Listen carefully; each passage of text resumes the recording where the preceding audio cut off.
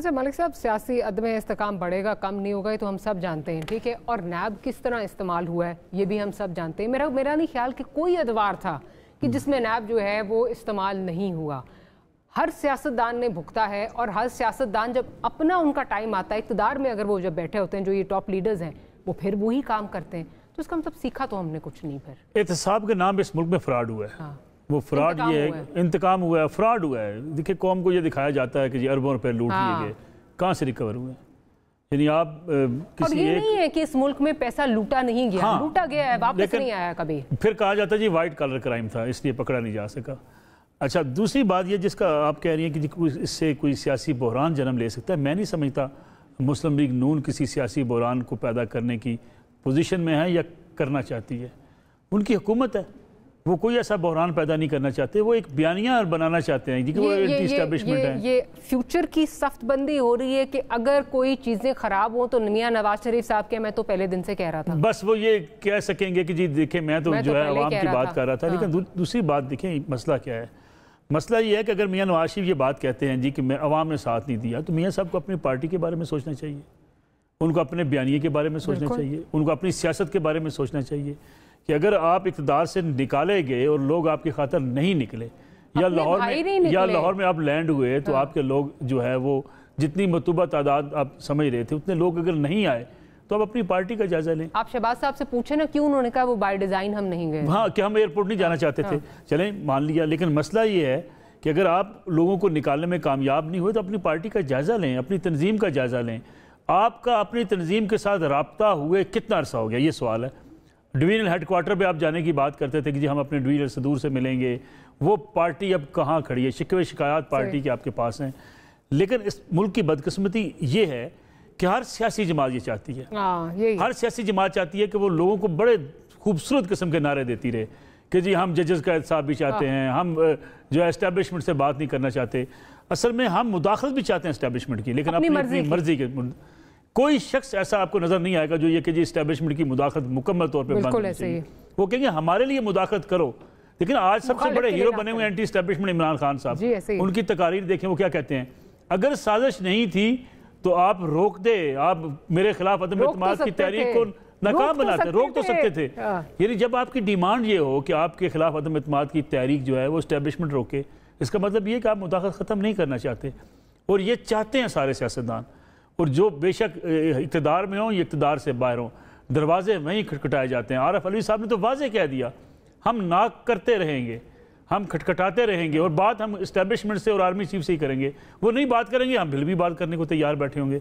तो मैं समझता हूँ कि पब्लिक के लिए ये तमाम सियासी जमातें, इनका एजेंडा मुझे लगता है, सच्ची बात दयानतदारी से अगर तज़किया किया जाए, कोई अवामी एजेंडा नहीं है। बिजली महंगी आपके मेरे लिए, सना बुच्चा साहब के लिए मसला हो सकती है, इरशाद आरस साहब के लिए मसला हो सकती है, महीने के अरबों करोड़ों रुपये कमाने वालों के लिए 10 रुपये बिजली महंगी हो जाएगी, कोई फ़र्क नहीं पड़ेगा। फैसले शाफिया करती है, फैसले अवामी फैसले शाफिया के पास हैं। गंदम आप क्यों इस मुल्क में हुकूमत खरीदती है, ओपन कर दें मार्केट, क्या फ़र्क पड़ेगा। यानी आपने कभी इस मुल्क के चावल का क्राइसिस देखा आज तक? चीनी और गंदम का क्राइसिस क्यों होता है? इसलिए कि जिन चीज़ों को रेगुलेट गवर्नमेंट करती हो वहाँ करप्शन भी होगी। बस अब रिपोर्ट भी आने वाली देखते हैं उसको किस खुटी लाइन लगाया क्यों रेगुलेट करती है। अगर मुझे गंदम लेनी है, काश्त करनी है, मेरी मर्जी पे छोड़ दें, जितनी ज़रूरत होगी डिमांड और सप्लाई के मुताबिक कीमत नीचे आ जाएगी, कंट्रोल हो जाएगी। आप गंदम खरीदने के चक्कर में और गंदम स्टोर करने के चक्कर में जी इससे ग़िज़ाई किल्लत पैदा हो सकती है, फिर आप इम्पोर्ट भी नहीं करते, उसे आप हल कर लेते ना मामला। लेकिन ये दोनों सेक्टर में इसलिए हुकूमत इन्वॉल्व है कि यहाँ से पैसे बनाए जाते हैं। हुकूमत आज पुल आउट कर जाए, आपके ये दोनों मसले हल हो जाएंगे। आप बिल्कुल ठीक कह रहे हैं। और जब ये कहा जाता था, चीनी के बारे में कहा जाता था, अगर हम इंपोर्ट कर लें तो सस्ती हमें जो है वो पड़ेगी, जो इस वक्त लोकल मार्केट में मिल रही है। लेकिन फिर लोकल जो सारा जो जागीरदारा निज़ाम है जो पार्लियामेंट में बैठा है, उनका तो ख़त्म हो जाएगा सब कुछ। और अब ये इस पर बड़ी एंटिसिपेशन थी जी, 2 दिन में रिपोर्ट आ रही है, 2 दिन में आ रही है। 2.5 हफ्ते हो गए, अभी तक तो कुछ नहीं आया और कुछ नहीं आएगा। किसी जाके सेंटर से पता कर लें, गंदम का जो बारदाना है, बोरियां बेची गई हैं, 1000-1200 रुपये में जो है वो बोरी बेची गई है। जब आप ये बेच के किसान की कमर भी तोड़ेंगे, आम आदमी के लिए भी आप गंदम महंगी करेंगे, तो आप इस सिस्टम को ख़त्म क्यों नहीं कर देते। देखिए, आप आज तक गाड़ियों की इंपोर्ट के निज़ाम को दुरुस्त नहीं कर सके। गिफ्ट स्कीम के तहत पाकिस्तान में गाड़ियाँ इंपोर्टेड आती हैं, कोई शख्स उठ के डायरेक्ट गाड़ी इंपोर्ट पाकिस्तान में नहीं कर सकता, इसलिए कि माफियाज बैठे हुए हैं और उन्हें कोई हाथ डालने को तैयार नहीं। अच्छा, सना बच्चा साहिबा, अभी बात हो रही थी कि मुदाखलत हर किसी को पसंद है, लेकिन मुखालिफ के ख़िलाफ़ जो मुदाखलत हो रही हो, चाहे वो जुडिशरी में हो रही हो, चाहे कहीं भी हो रही हो, मुदाखलत उस वक्त हमें पसंद आती है जिस वक्त मुखालिफ के ख़िलाफ़ हो रही हो।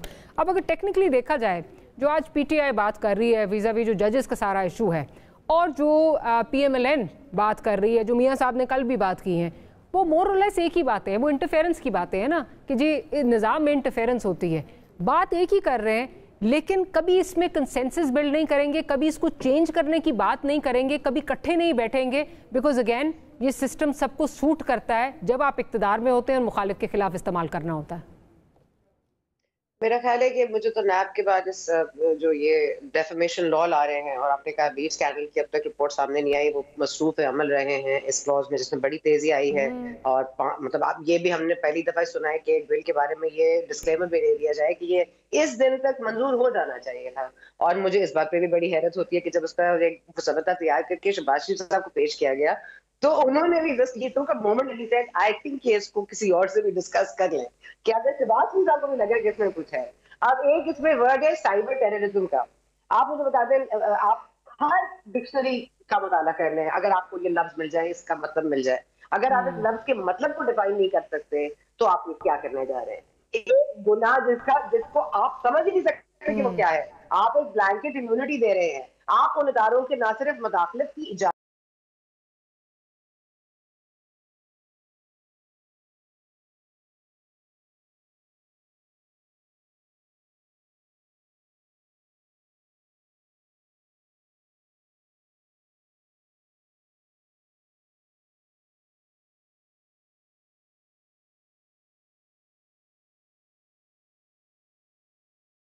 बता दें, नून लीग वो वाली नून लीग है जो मियां साहब कल बात कर रहे थे।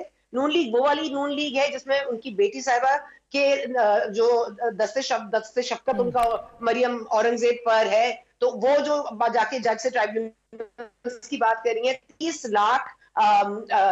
3 मिलियन रुपए का आप एक लगा रहे हैं जुर्माना एक सहाफी पे अगर उसको खबर गलत है। आप एक फेक न्यूज जो कि किसी के हक में गलत चली गई, एक इस्तेमाल इंटरनेट का जिसको इस मुल्क की इदारे ने चलाया और चला के दिखाया, उसके बाद PTI ने उसको आगे बढ़ाया, वो हमें बताएंगे कि फेक न्यूज को करने के लिए अब हमें ये डेफेमेशन क्लॉज चाहिए। मतलब आर वी स्टूपिड?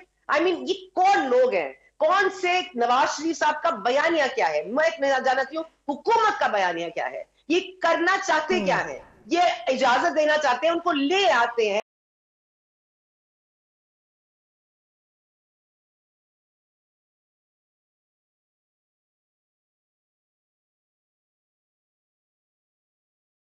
एक बात तो करें आप लोग, आपको seriously I mean you not part of the government. Nawaz Sharif साहब कह दे कि मैं नहीं हूं, छोड़ देते मैं नेशनल असेंबली की सीट किसी और को आने दें। मतलब क्या ये तमाशा लगाया है इन्होंने? वहां पंजाब में उनकी मुदाखलत ही वेलकम पार्टी हो रही है। प्लीज जिससे मुदाखलत, मतलब आप देखिए हम और इतनी डुअल स्टैंडर्ड्स है इस मुल्क के कि आपको कहा जाए साफियों की इज्जत, साफियों का वकार, साफियों की जिंदगी, उनकी जान और माल की हिफाजत अगर आपके ऊपर वाजिब है तो कहता है ये वीलॉगर्स हैं, ये तो सोशल मीडिया है। आज वो सारे वीलॉगर्स, वो सारे सोशल मीडिया आज वो साफी हो गए क्योंकि उन पर जाहिर है कर्जा चढ़ा, हमने उन पे बैन लगाना है, हमने उनसे पैसे वसूल करने हैं, हमने उनकी खबर की तरदीद करनी है। मतलब ये फेक न्यूज को मतलब किस तरह से मैनेज कर रहे हैं, ये क्या मुल्क बनता जा रहा है। मैं तो मतलब मारिया मैं तो इमोशनल हो जाती हूँ, मुझे छोड़ दे, मैं ना ही बोलूँ।